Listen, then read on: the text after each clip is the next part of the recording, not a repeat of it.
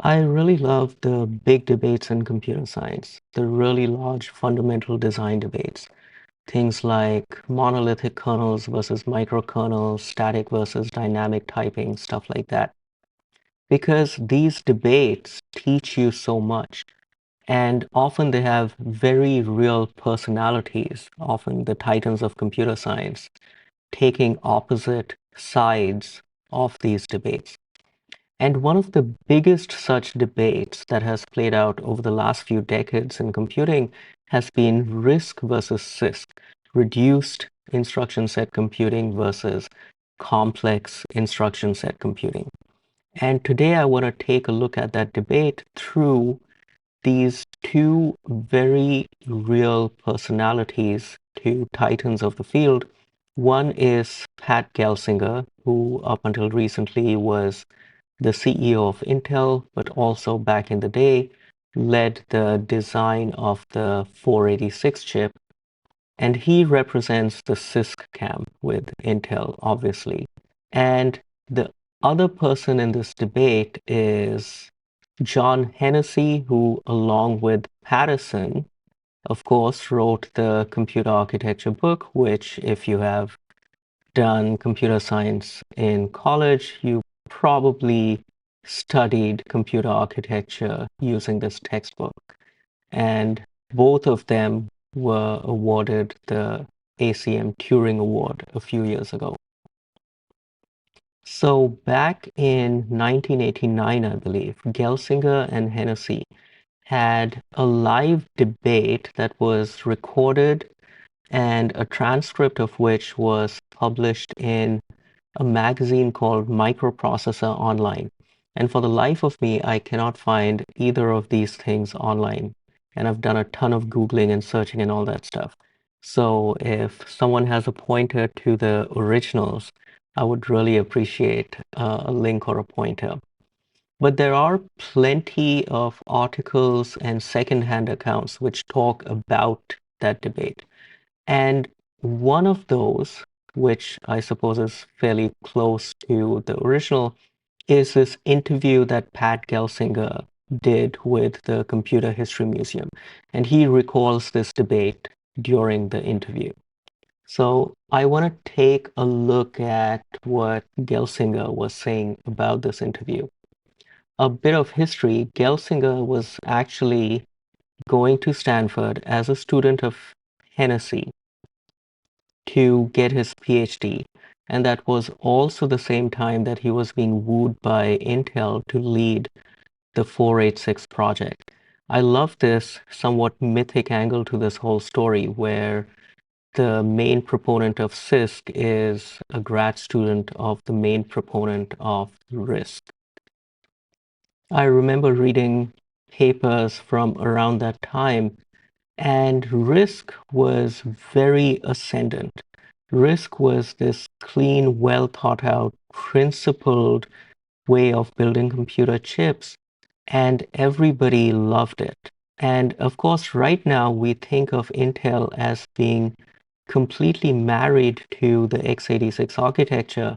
But as Gelsinger recalls over here, even within Intel, there was a lot of second guessing and debate, and they were actually thinking of starting their own RISC chip architecture and thinking that the x86 is a clunky old architecture.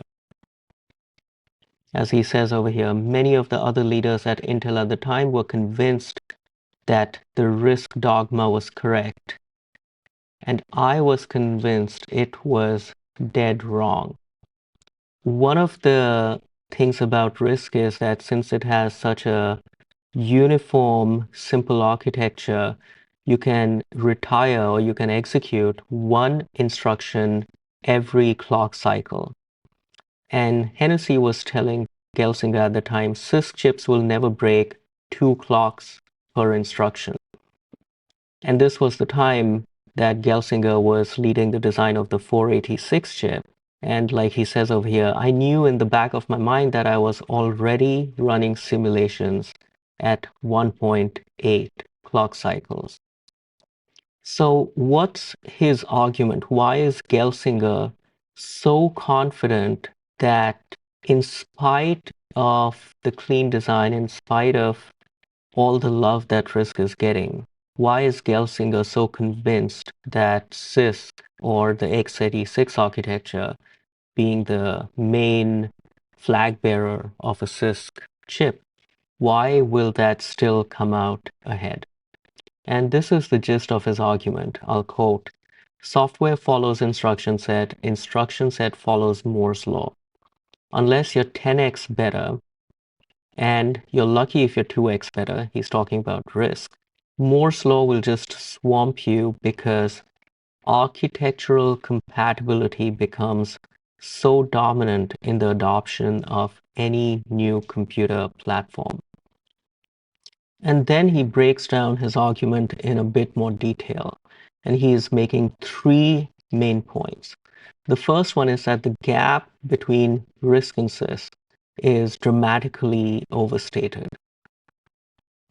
And if it is overstated and if the gap is not so big, then Moore's law will simply wipe out any consequential difference.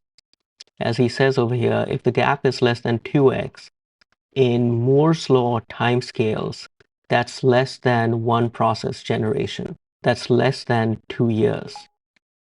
And 2 years is a very short time when you compare it to how long it takes to develop an entire compatible computing stack on top of the chip.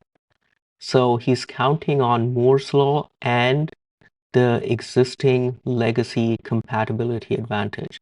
As he says over here, how long does it take you to develop new software, porting operating systems, creating optimized compilers? If it's less than 5 years, you're doing extraordinary in building new software systems. So if that gap is less than 5 years, I'm going to crush you, John. So he's really confident. And now here's the other important thing, and this is really illustrative because often you see in these debates that the winner in the real world ends up being a system or a language that is somewhere in the middle as opposed to being close to one of these two extremes. Now Gelsinger is talking about the internal implementation of the x86 chips. And of course, RISC had this advantage that it could retire close to one instruction every clock cycle. But as Gelsinger says over here, the 486 was very much like a RISC internal pipeline where we could actually suck a lot of the complexity into the instruction decoder and present to the rest of the machine very RISC-like instructions. So what is he saying over here? He's saying that even though the instruction set of the x86 architecture is very complex, what they're doing really is decoding those complex instruction sets into simpler RISC-like instructions internally. That's what the instruction decoder does. And then the internals of the chip past the instruction decoder are very RISC-like. And then what that allows you to do is, once you've done that decoding into a simpler internal instruction set, you can start doing superscalar and parallel execution, and then out of order execution as well. And of course, all these ideas are now pretty common and mainstream in any modern high performance chip. They all do superscalar execution and out of order execution to optimize for performance. As he says, you went from a true CISC machine to a highly pipeline machine that is very RISC-y. By the way, on the other end of the spectrum, if you look at the flagship architecture for the RISC side of the camp, which is ARM, which stands for Advanced RISC Machines, over the years, ARM has also developed a very complex instruction set. If you look at the ARM instruction set, which has hundreds upon hundreds of instructions right now, if not thousands, some of those instructions are very complex. For example, the ARM instruction set has one instruction to perform AES encryption. You can do one round of AES with a single ARM instruction.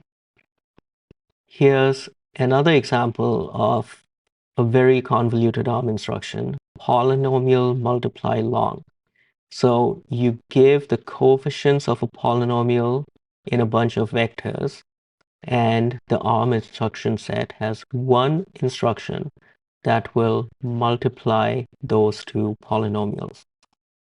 And if you've read the original RISC papers, this is exactly the kind of thing that they wanted to avoid.